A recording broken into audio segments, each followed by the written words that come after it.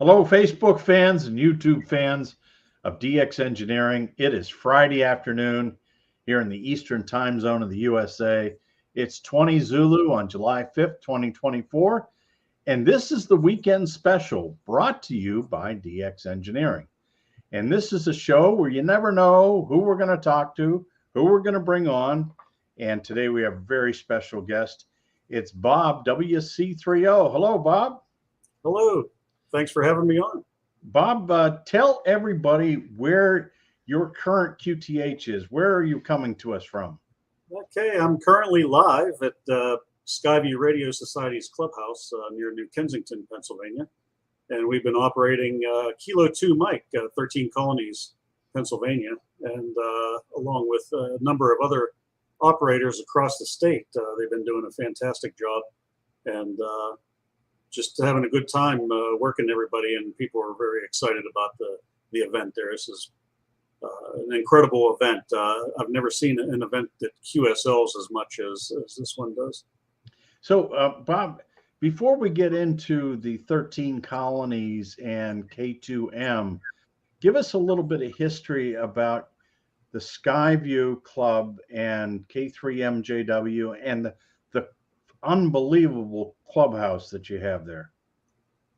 Okay, yeah, the property was built. There was another club, the Alakiski Amateur Radio Association, and there were a number of members that wanted to purchase property and build a clubhouse, and it was put to vote, and it was voted down.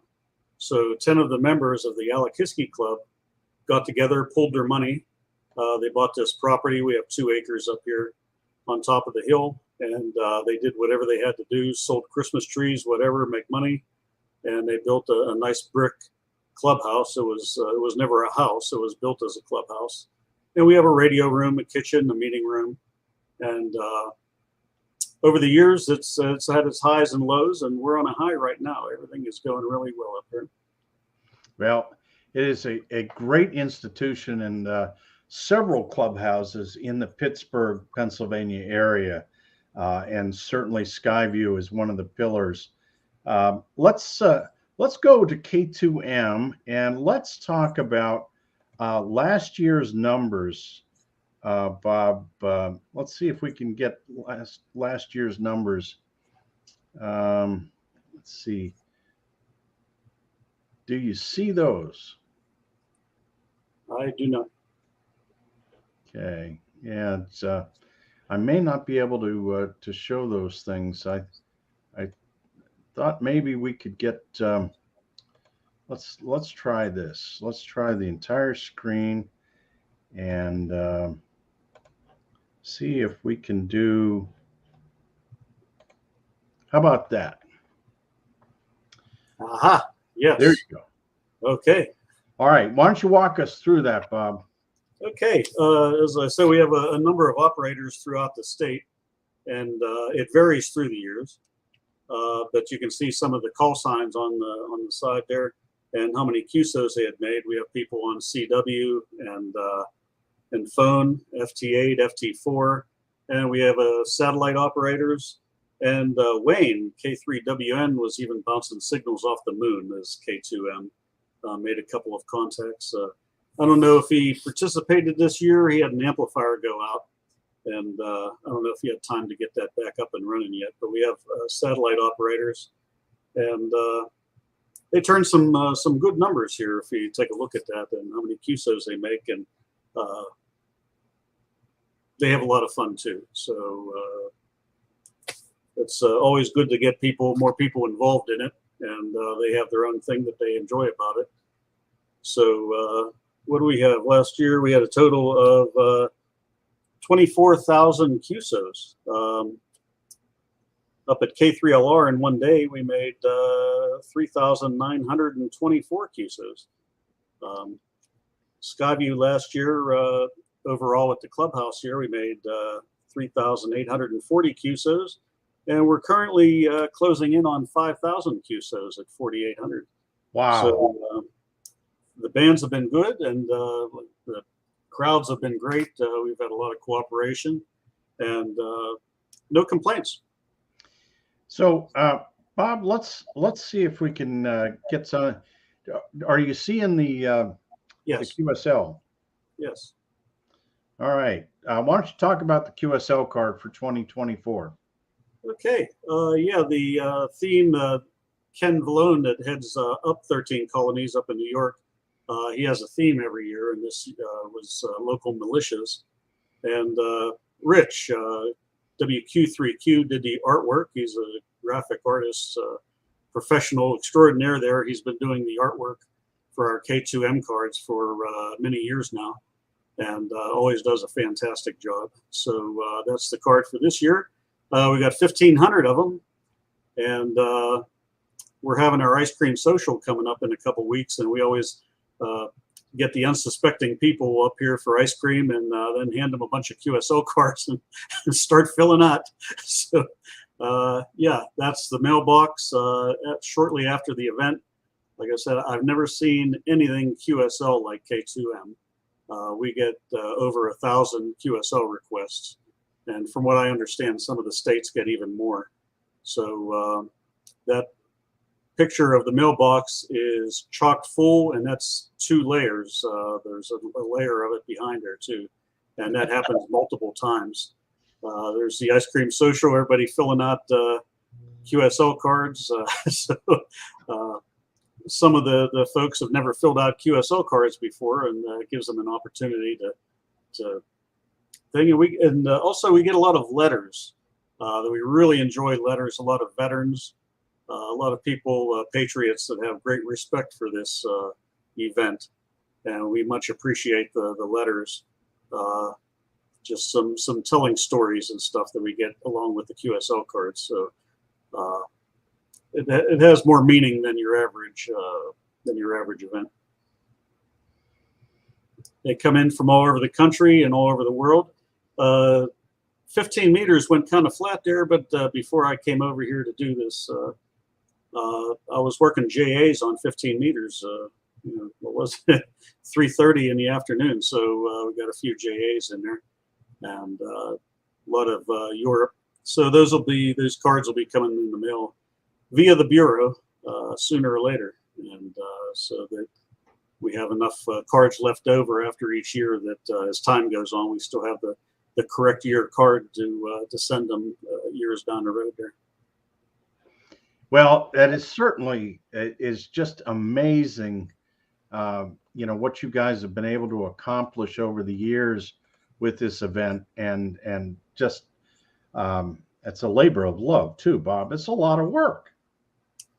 Yeah, it is. It is a lot of work, and doing it over the 4th of July is Independence Day is a holiday weekend, so people have family commitments and so forth. But we've had quite a few operators.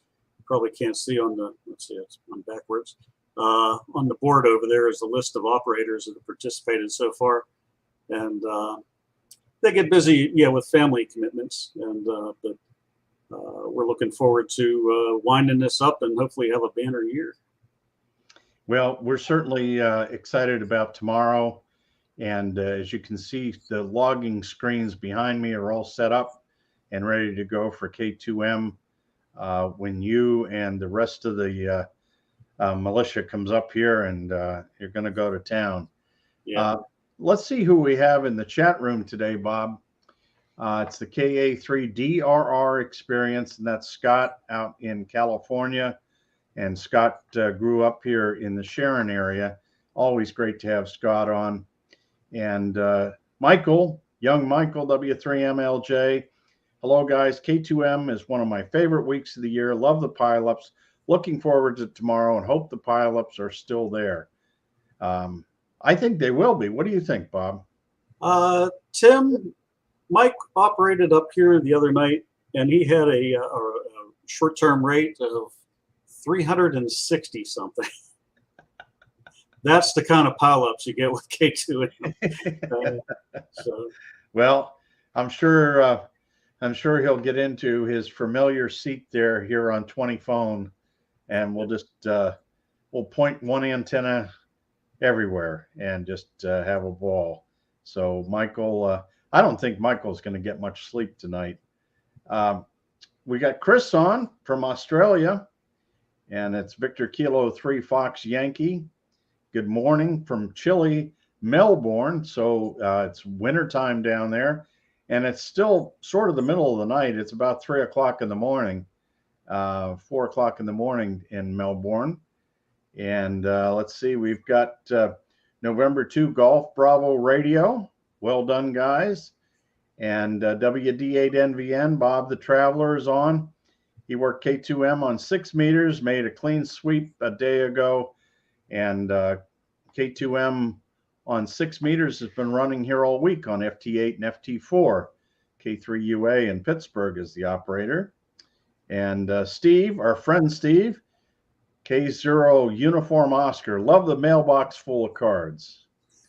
And I think you need a bigger mailbox. Yeah, I think we do. Our good friend Frankie from Oklahoma City is on. And we got Dan, WA4 Mike Oscar Mike. Hello and good afternoon from Fort Mitchell. And let's see, Bill Keller, W2 Radio Quebec. Hi, guys. And of course, Bill is doing some of the K2 operating as well. He's been on CW, but he had an amplifier problem today. So hopefully we'll get going again. And then we got our friend Jeff, KB8ZWT, is on with us. And all he wants to work for Christmas is Tango Mike 13 COL. So he's looking for the French station. And I know Jeff, he is not going to give up until he gets it. Bob, what's been your big takeaway so far? As far as this event goes, I've been very pleased with the participation we've had up at the club here. And like I said, the crowd has been great. And yeah, Mike had a whiz-bang rate going on. I take a combination approach. This, like I said, this event has a lot of meaning to people. So I stop and talk to people, and I'll on N1MM, there's a QRZ button. I'll bring up their page and ask them about their antennas and so forth. Keep it going quick, but just keep it interactive. And the people have just been fantastic. So I really enjoy talking to all the people that participate in this. It definitely, you think about the people that participate in Field Day here in the U.S. and then the people that participate in this. And it's great, actually. You got the ARL Field Day, which is a tremendous event. And then you follow it up with this, and it's just so good. So, and the participation around the world. I mean, do you think you're finding more DX stations? Yeah. Oh, yes. It's very popular worldwide.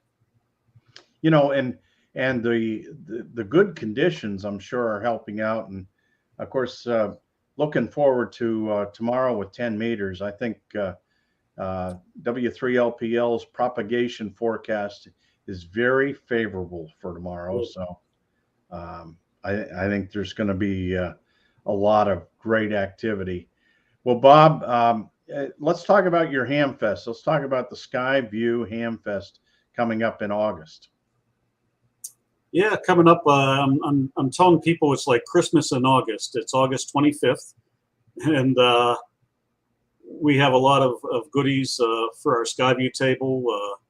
Things we were just talking about that. We have a shed that is basically filled up with items that are going to land up on our table. And of course, about our food, our Skyview Dipole hot dog and Skyview burger, kind of our signature meals there, and breakfast. Our Darlington twin eggs, or Darlington pear. So we're hoping for good weather, and been passing out flyers like crazy. There's the Somerset Hamfest is this Sunday, and we're planning on going out there and passing out our Skyview flyers. Looking to always enjoy the Somerset Hamfest. And Uniontown is coming up, W3PIE. Always go to. We have a food competition with them. They have the Kerr burger. We have the Skyview burger. So always good to see those folks out there. So there's always something to do in Hamland, that's for sure. And I wanted to talk about Field Day. Normally we have 2 stations in the shack and 2 stations out in the pavilion, but with the 95-degree heat, we kind of took the field out of field day and brought everybody inside and operated 4 wide, which worked out really well. There was kind of strange not having any outdoor things, which was kind of a bummer that way, but it worked out well and nobody died. So it was a fun time, and we really had a good time. And I wanted to thank Rich K3RWN for hitting that up. So it was a good time. Well, that's great, Bob, and thank you to Rich and you and WQ3Q and all the leaders up there at Skyview for everything you do.